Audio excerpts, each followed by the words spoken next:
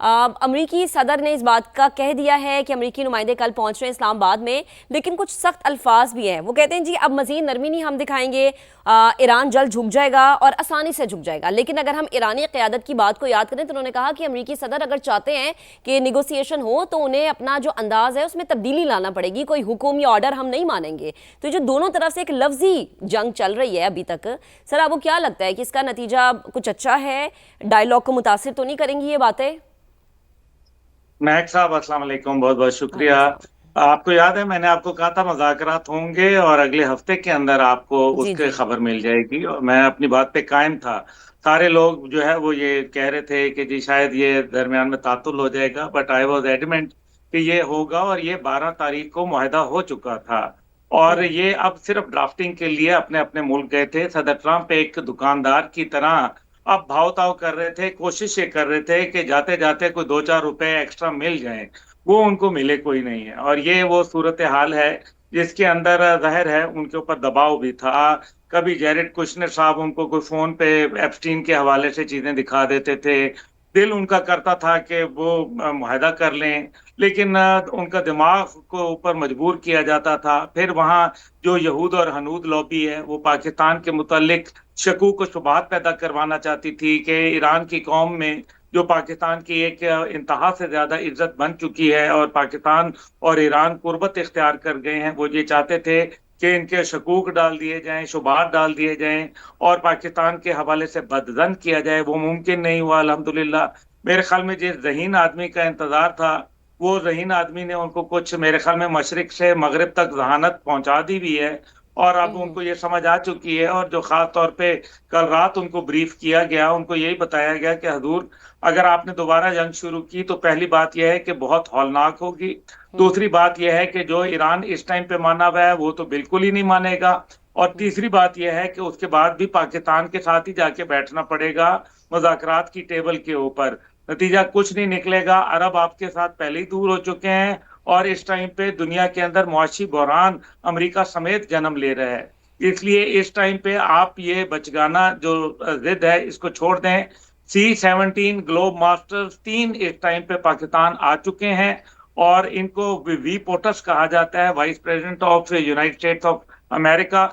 और ये जहाज जो होते हैं सपोर्ट के अंदर आते हैं, जिसके अंदर उनका मोटर केड आता है, जिसके अंदर उनके खास इक्विपमेंट आते हैं। और मेरा ये ख्याल है कि आपको हो सकता है सरप्राइज मिल जाए कि वी पोटस की जगह पोटस खुद आ जाए, यानी कि president of the United states. इसलिए ये आप देखेंगे इंशाल्लाह कि ईरान और पाकिस्तान और अमेरिका और ये जो इस टाइम पे जारी जंग है, ये एक इंशाल्लाह मंतकी अंजाम पे पाकिस्तान उनको लेके जा रहा है। हमारे फील्ड मार्शल का दौरा जो था और वजीर आजम का, ये इंतहाई जी अहमियत का हामिल है। सही और अब्दुल्ला साहब, एक जो शिफ्ट की बात मैंने की कि ट्रस्ट शिफ्ट हुआ, सर इसी तरह जो गल्फ है उसका ट्रस्ट अमेरिका से भी शिफ्ट होता हुआ हमें नजर आया, क्योंकि जाहिर सी बात है कि जब अमेरिका के फुटप्रिंट्स को गल्फ में निशाना बनाया गया, मिलिट्री फुटप्रिंट्स की मैं बात कर रही हूँ, तो ये बात उठना शुरू हुई कि अमेरिकन हमें क्या दे रहे हैं, हमारे तो लोगों की जानें जा रही हैं, बिल्डिंग्स गिर रही हैं, तो हमारे लिए क्या है। तो जाहिर सी बात है कि मशरक़ वस्ता में अब अमेरिका की वो साख नहीं रही या वो पार नहीं रही जो कि इस जंग से पहले थी, तो इसमें ज्यादातर गवाया अमेरिका नहीं है। ये इसमें कोई शक व शुबा नहीं है। ईरान की जो अमेरिका की ह्यूब्रिस है, जो उनका गरूर है, तकब्बर है, फिरौनियत थी, उनका जो पूरी दुनिया के बनाए हुए कवानीन को खैरबाद कहना, और अपने जो जबरदस्त का ठेंगा सर पर का कानून, ये ज्यादा देर चल नहीं पाया, और बस किसी एक मुल्क ने खड़े होकर उनको चैलेंज कर दिया, और वो ईरान साबित हुआ। और उन्होंने देखें उनका डाउनफॉल तो 2021 में अमेरिकन जो विड्रॉ हुआ था अफगानिस्तान से और तालिबान के हाथों में हुकूमत दे के गए थे, I think that was written on the wall. और ये बात तो तय थी। अब जो सूरत हाल है वो गल्फ के अंदर ऑलरेडी ममालिक उनसे दूर हो चुके हैं। सऊदी अरब और कतर वो पहले ममालिक हैं जो उनसे दूर हो चुके हैं। और मैं ये समझता हूँ जिस तरह से हमारे दोनों पैनलिस्ट ने, कल आबिद साहब ने भी और हारिस साहब ने भी कहा, मैं आपको ये बता रहा हूँ कि डोनाल्ड ट्रंप आ रहे हैं। चले ये मैं आपको बता रहा हूँ कि वो आएंगे।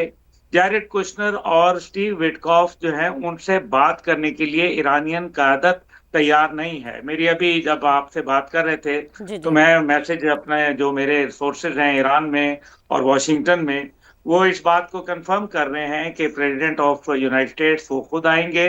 और देखें, लेट्स सी क्या क्या होता है। लेकिन फिलहाल तो ईरानियन क़यादत, अगर स्टीव विटकॉफ और जैरेड कुशनर से बात करनी होती तो ये पिछले राउंड में भी यही बात होती, उसके अंदर वाइस प्रेसिडेंट जेडी वेंस ना आते और स्टीव विटकॉफ से ही काम चल जाता। जैरेड कुशनर जो है वो तो इसराइल के एक आईज एंड ईयर्स हैं, क्योंकि वो नेतन्याहू को, आपको पता है, पाकिस्तान में आने की इजाजत हम किसी भी इसराइल को नहीं देंगे। और पाकिस्तान का तो कमाल ही यही है हमारे लिए कि तो वजूद ही सारे नहीं रखता सिनेरियो ना। में, मजे की बात यह है, महक साहब मुझे इजाजत दीजिए, सारे जी जी। सिनेरियो में कमाल की बात यह है कि पाकिस्तान ने जो तीन फरीकैन थे उनमें से एक फरीक को अलहदा ही कर दिया, माइनस कर दिया, जीरो करके रख दिया, और वो है इसराइल। और यही पाकिस्तान का कमाल है। इसलिए जैरेड कुशनर आईज और ईयर्स बनकर आए थे नेतन्याहू के, लेकिन नेतन्याहू का अभी मुकद्दर जेल के अंदर गुजरेगा, ये भी मैं आपको बता रहा हूं। और आप देखेंगे कि डोनाल्ड ट्रंप खुद आएंगे, उनको ये एगाज लेना है। उन्होंने ये दुनिया के अंदर ये क्लेम कर रहे हैं, और ये जो न्यूक्लियर डस्ट उठा के ले जाएंगे, आबनाए हुर्मुज ये होगा, ज्वाइंट कंट्रोल में जाएगी, सब बातें हैं। ये कुछ नहीं है, ये एक्चुअली बात तय हो चुकी थी। ये मुआहदे से हट के जब डोनाल्ड ट्रंप साहब ने बात की, देखें हमारे फील्ड मार्शल गए हैं, आबनाए हुर्मुज खोल गई, पूरी दुनिया ने सुख का सांस लिया, तकरीबन तेल की कीमतों में 11% कमी आ गई। फिर उसके बाद दोबारा उन्होंने जब इस किस्म के बयान दिए, और अभी भी ये जो बयान दे रहे हैं कि ईरान को झुकना पड़ेगा, ओ बाबा, झुकाने के लिए आप क्या करेंगे? आप उनको मुर्गा बनाना चाहते हैं, वो नहीं बनेंगे। आप इस टाइम पे दुनिया के सामने अपनी इज्जत खो बैठे हैं, और मजीद ना गंवाएं। सबसे बड़ी बात यह है कि ईरान ने बड़ा वादे बताया था कि हम नहीं झुकेंगे। और आपको याद है विटकॉफ का यह बयान मौजूद है जंग से पहले, जब उसने ये कहा था कि हम हैरान है, प्रेसिडेंट ट्रंप परेशान है कि वो ईरान हमारे सामने झुक क्यों नहीं रहा। ये झुकाना तब भी चाहते थे, उसके बाद जंग हुई, वो जंग में भी नहीं झुके, वो जंग से पहले भी नहीं झुके, वो अब भी नहीं झुक रहे। उन्होंने जो है वो, मैं वो ट्वीट इस्तेमाल नहीं कर सकता जो वो दरमियान में आबनाए हुर्मुज में जो एक जहाज जा रहा था, जिसके ऊपर उन्होंने कहा कि डोनाल्ड ट्रंप ने तो कहा है कि अब वो खुल गई आबनाए हुर्मुज, तो उसने कहा कि हम किसी डैश के कहने के ऊपर जो है वो आबनाए हुर्मुज नहीं खोलेंगे। ये अल्फाज, ये ऑडियोज मौजूद हैं, ये वीडियो सर्कुलेट कर रही हैं। इसलिए मेरे ख्याल है कि अमेरिका एक बड़ा मुल्क है, उनको अपने वादों की पासदारी करनी चाहिए। ट्रंप साहब एक जिम्मेदार मुल्क के एक बड़े प्रेसिडेंट हैं, उनको बिल्कुल। अब अपना बड़ापन दिखाना चाहिए।